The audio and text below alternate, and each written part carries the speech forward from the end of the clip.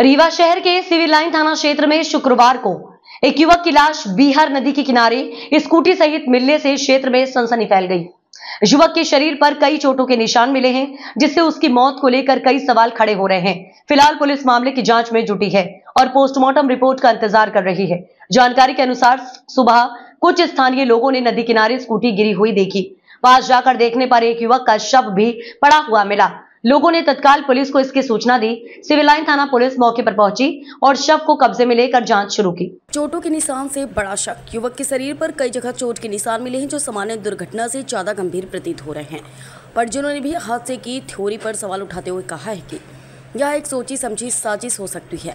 उनका कहना है कि मृतक का किसी से कोई विवाद नहीं था, इसलिए दुर्घटना की बात हजम नहीं हो रही है। परिजनों ने की निष्पक्ष जांच की मांग। शव की शिनाख्त होते ही परिजन मौके पर पहुंचे। उन्होंने निष्पक्ष जांच की मांग की। उन्होंने पुलिस प्रशासन से अपील की है कि मामले की तह तक जाकर सच सामने लाया जाए। पुलिस का बयान। सिविल लाइन थाना प्रभारी ने बताया कि मामला संदिग्ध जरूर है, लेकिन अभी कुछ भी कहना जल्दबाजी होगा। हम हर एंगल से जांच कर रहे हैं। पोस्टमार्टम रिपोर्ट आने के बाद ही स्थिति स्पष्ट होगी, उन्होंने कहा।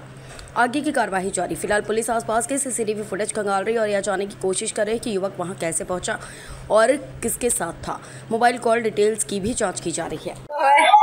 वो टीवी कूलर इलेक्ट्रॉनिक वाले की दुकान में काम करता था। 11-12 बजे सुबह घर से आता था, 11 बजे। इसके बाद 10 से 11 बजे रात जाता था। कल वो 2 बजे रात मालिक ने छुट्टी दिया, बोला कि सामान उतरवा रहे हैं। इसके बाद 2 बजे के बाद हो गया, वो घर जा रहा था, बोले कि 2 बजे छुट्टी दिए। उसके बाद घर जा रहा था, जब तो फोन 2 बजे तक 9 बजे दिन तक उसका फोन लगा है। हम लोग सुबह से फोन लगा रहे थे, कोई फोन नहीं उठाया। इसके बाद मालिक का और 2-4 कर्मचारियों का नंबर ढूंढे, उनको फोन लगाए कि ये नाम का है, तो कहाँ गया है, अभी तक नहीं आया। बोले कि हम तो 2 बजे रात छुट्टी दे दिए हैं। इसके बाद फिर से मालिक को लगाए, तो बोले कि बेटा हम उसका लोकेशन पता करा रहे हैं कि कहाँ है वो। हम कहे ठीक है। इसके बाद मैं घर से अपने ताला दे के निकल रही थी कि मैं अपने भाई की गुमशुदा की रिपोर्ट डलवाने जा रही हूँ।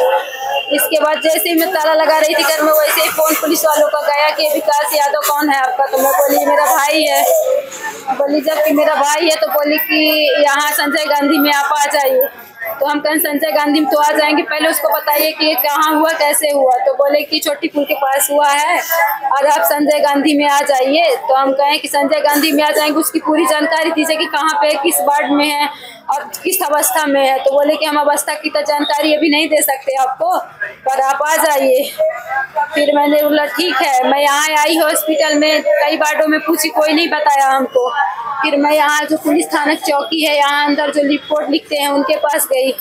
बोली कि मेरा भाई कहाँ है, किस वार्ड में भर्ती है। वो कुछ देर तो नहीं बताए। फिर बोले कि ये देखिए, फोटो दिखाए। बोले कि ये है क्या। तो हम कहें हाँ। तो हम कहें कि जी, तो आप मरी लाश की फोटो दिखा रहे हैं। तो बोले कि नहीं, ये जब यहाँ आया था तो जिंदा था, अब इसको आते ही जब भर्ती कराए तो एक्सपायर हो गया। हम कहें जब एक्सपायर हुआ तो आपको पहले फोन लगाना चाहिए। जब मैं फोन 9 बजे तक फोन लग रहा था, तो आप लोग उठाए क्यों नहीं। तो बोले कि उसमें पासवर्ड डाला था। तो हम कहें लगा नहीं सकते थे, पर फोन तो उठा सकते थे। इसके बाद हो गया, यहाँ से भेज दिए कि आप मचूरी में जाइए, लाश देखिए। घटना कैसे हुई? घटना उसको चाकू मार के मर्डर किया गया है। उसको कोई भी पता नहीं है कि कौन मर्डर किया। 2 बजे रात दुकान से निकला छोटी पुल के पास से। अब उसको हमको 12 बजे तक फोन किया, तब हमको जानकारी मिली। उसके यहाँ हाथ के नीचे चाकू लगे हैं, सर में चाकू लगे हैं, कई जगह चाकू लगे हैं। यहाँ लोग बोले हैं थाने में कि पहले बोले कि एक्सीडेंट हुआ, फिर जब बाद में जैसे वहाँ पोस्टमार्टम के लिए लाश भेज रहे थे, तो हम लोग देखे कि कई जगह उसके चाकू लगा है। अब यहाँ बोल रहे हैं कि चाकू नहीं, अब यहाँ एक्सीडेंट का केस दर्शा रहे हैं थाने में। तो मैं उनकी बहन हूँ, बड़ी बहन हूँ। मेरा पूजा यादव नाम है। मेरे रंजिश यहाँ कोई किसी से नहीं था। गांव में जरूर जमीनी विवाद का थोड़ा बहुत था, बाकी कोई यहाँ किसी से नहीं। रहते कहाँ थे? बड़ी पुल के पास रहते थे। सुबह घर से 10 या 11 बजे घर से आते थे, यहाँ से 10-11 बजे घर पहुँच जाते थे। इस दुकान में काम करते थे, उनका क्या नाम? मालिक का तो नाम नहीं पता है भैया हमको। कर्मचारी का पता है, चंदू सकेत नाम, दीपक यादव। घटना हुई है 2 बजे। अब ये मारा गया है चाकू से। यहाँ चाकू लगी हुई है, यहाँ भी चाकू लगा हुआ है, यहाँ भी चाकू लगा हुआ है। कौन है आप? ये मेरा भाई है। कैसे हुई, कितने बजे घटना है? 2 बजे की घटना है। रात? हाँ।